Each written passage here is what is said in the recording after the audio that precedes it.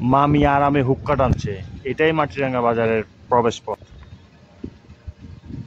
আসসালামু আলাইকুম। আজকে আপনাদেরকে মাটিরাঙ্গা বাজারটা ঘুরে ঘুরে দেখানোর চেষ্টা করব। আশা করি সকলে পাশে থাকবেন। এগুলো কি গো মামি? এগুলো কি? কাকড়া কাকড়া কাঁকড়া কাঁকড়া বেশি তারা পুরি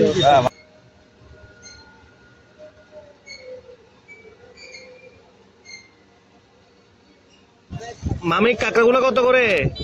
50। আমি এখন যে জায়গাটিতে আছি এই জায়গাটা হচ্ছে আমাদের মাটিরাঙ্গা বাজারের একেবারে শেষ অংশ। এটা স্বাভাবিক বাজার। সকল ধর্মের লোকেরা এই বাজারে বাজার করে, কারণ এই বাজারে সবকিছু আছে। দেখতেই পাচ্ছেন, যেহেতু আজকে সাপ্তাহিক বাজারের দিন, অনেক মানুষ ভিড় করেছে এই বাজারে। এই বাজারে কিন্তু উপজাতিদের জন্য নিজস্ব বাজার আছে। তারা সে বাজারে তাদের বন্য প্রাণী পাওয়া যায়। বন্য প্রাণী বলতে যেমন সাপ, ব্যাঙ, শূকর, এই সকল জিনিস উপজাতিদের বাজারে এগুলা পাওয়া যায়।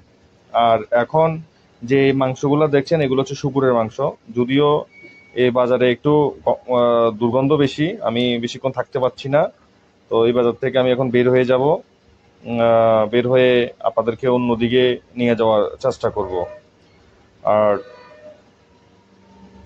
এখন যে জিনিসটা দেখতে পাচ্ছেন এগুলো হচ্ছে আমাদের মাটিরাঙ্গার মানুষরা, মহিলারা, সম্ভবত এগুলো মহিলাদের হাতে তৈরি করা মোড়া, ঝুড়ি, কুলা দেখতে পেলাম। মাশাল্লাহ, খুবই সুন্দর ওনাদের ইয়াগুলা।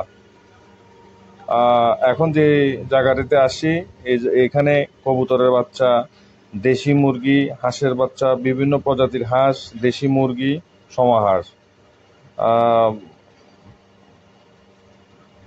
তারপরে কামারের দোকান দেখতে পেলাম। এখানে একটা কামারের দোকান আছে।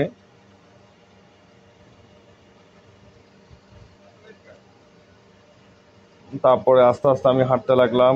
দেখলাম যে এই বাজারে এই অঞ্চলের মালটা, লটকন, আমলকি, কমলা, তাল, আমড়া, জাম্বুরা খুব সুন্দরভাবে রাখা হয়েছে, সব ফরমালিন মুক্ত। এই বাজারে দেখতে পেলাম। তারপরে আমি আবার ভিতরের বাজারের দিকে যাচ্ছি। এখন ভিতরের বাজারে দিকে আস্তে আস্তে করে যাচ্ছি।